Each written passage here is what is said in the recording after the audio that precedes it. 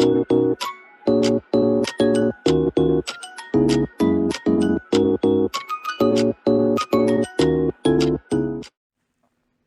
just wanted to make a quick note that there's a loud pinging sound that you'll hear sometimes due with the new mic that I'm using, which is really annoying because the audio was good at a lot of points. It just kept going and I could not get that sound out, but I do really want to get this out on time, so apologies. Thanks. Hello and welcome back to Old Soul Podcast. My name is Bree, that's spelled B-R-E-I. Thank you so much. Today's commentary is going to be about the documentary that's now streaming on Hulu called Brats. It was released in 2024 and has a runtime of 1 hour and 32 minutes. I wanted to do sort of a briefing summary over this documentary because I don't think I've ever talked about a documentary. Now, I do think I should start with the fact that I was born in 1997, so I wasn't alive during that time.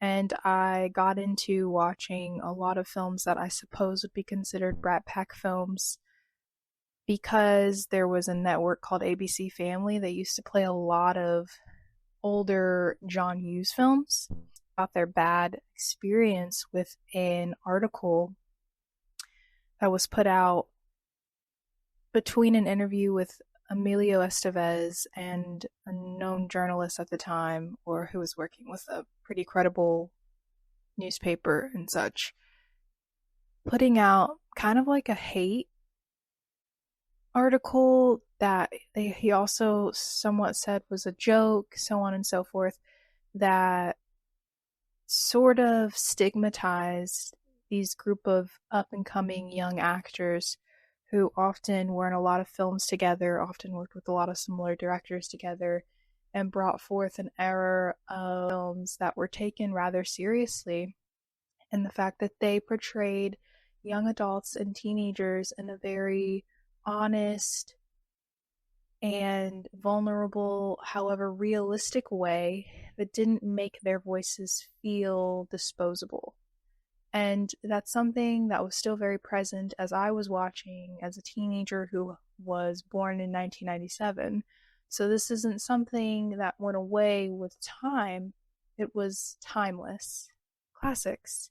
Even with the issues that can come up in some of those films, not aging well, so on and so forth. I've talked about that with John Hughes films that I've discussed in the past. However, that doesn't take away the beauty of a lot of those films.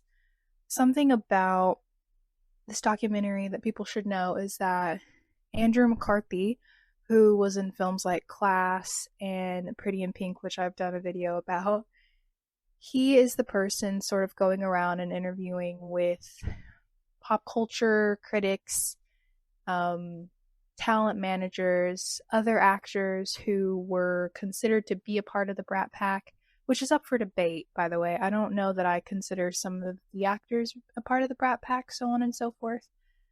But I guess it's up to the person. And anyway, some of those actors that he spoke with were John Cryer, Emilio Estevez, Rob Lowe, so on and so forth. And some people he called and they kind of pushed him off, which humbled him a little bit. And he even spoke about that. Some didn't want to do the interview for whatever reason, which was a little disappointing. I would have loved to hear Molly Ringwald's perspective, as I consider her probably one of the top people in the Brat Pack. He did speak to Demi more, and I thought that she had a lot of wise things to say. And ultimately, this documentary showed me that there was a lot that I didn't understand about the term Brat Pack, or like the Brats. I can understand why being called a brat would obviously have negative connotations, but I didn't know the backstory about the article and what was discussed, and it being kind of an interview / mockery article. And by the way, I haven't read the article. I'm just solely going based off of the feelings of the people involved. There's only so much that I can even grasp if I do read the article, which I plan to because I wasn't alive at the time, and I would be really interested in people's review or understanding of how it was during that time, to the point that there was so much stigma that some of the actors who had planned to do other projects together did not want to be seen together, did not want to do projects together, They just completely did not want to be involved in that. And it's sad because those films did a lot for me as a young adult and a teen. Um, and to see that those actors had to feel that way about the work that they put out into the world that I enjoy and enjoyed a lot growing up makes me really sad. Now, is that to say that there wasn't anything in the article that could be true? Like, did any of them come from nepotism? To think that even as adults, while you can see Andrew and Emilio have grown and they are in different, points in their life now, that it definitely took a toll, that it was almost difficult for them to talk about it in the documentary, and some people refused to be on camera talking about it. And there's some hurt there that's very clear. Some people, surprisingly, not taking the article or the Brat Pack as like a negative thing. It's sort of a spin of like the it group. Everyone wants to be them. Everybody should want to be them. But obviously that it wasn't how everyone perceived it, especially the people part of that group. And it's just interesting overall. I really did enjoy the documentary, but I think that's sort of a summary of what happened, some of the perspectives that you can expect, and sort of worth a watch if you had any interest in any of those older films, the discussion of things that people liked about the films. Sheedy, who talks about her time on set with actors and directors like John Hughes, and how being on that set alone meant so much for her, and how people still talk about films like The Breakfast Club today. So again, the influence that they had.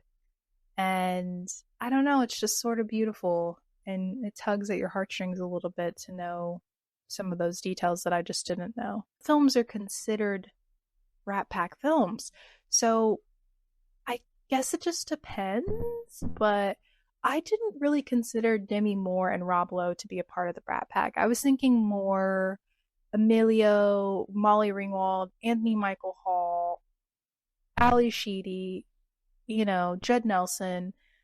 I also feel like I felt that way too because I saw a lot more John Hughes films than I did, Class or films like Pretty in Pink. I would consider a part of the Brat Pack, but technically John wasn't spearheading that necessarily. I think he still had his hands in that a little bit, but there's just too much intermingling with like some things John would direct or he would just write, or other directors were a part of, but they all were super close. It's just interesting how the documentary groups who's a part of the Brat Pack, and I just think that's an interesting question of like, what films would you consider to be a part of the Brat Pack, and who do you consider a part of that pack? I suppose by the end of the documentary, something that stood out was Andrew having a face-to-face sort of interview with the person who wrote the article, and I don't think that the loose strings were tied very well. I don't think that the journalist was really affected by what he did. In a way, I guess you could say that people were just doing their jobs, but I don't know at whose expense. And it's already happened. There's not really much you can do about it now, but it would have been nice to see a little more remorse from the journalist's perspective. And again, I would like to read the article, so that might give me a little more perspective, but I'm going solely based off the documentary as of now. And it's just really crazy how one thing can just take a huge toll, or otherwise a domino effect on a whole bunch of people. Words matter, actions matter. But anyway, it was a good watch. I don't really know who would enjoy the film. Like, I was sitting and thinking, like, who is this for? Clearly the people who probably grew up with these films, but also, like, I was kind of like old soul-ish, hence my podcast name. So I don't really know that like 26-year-olds are really running to watch this documentary. But I do think it's important because these films matter, and I do think that they are classics now, and I do think that they have a lot to say, and in terms of film criticism, so on and so forth.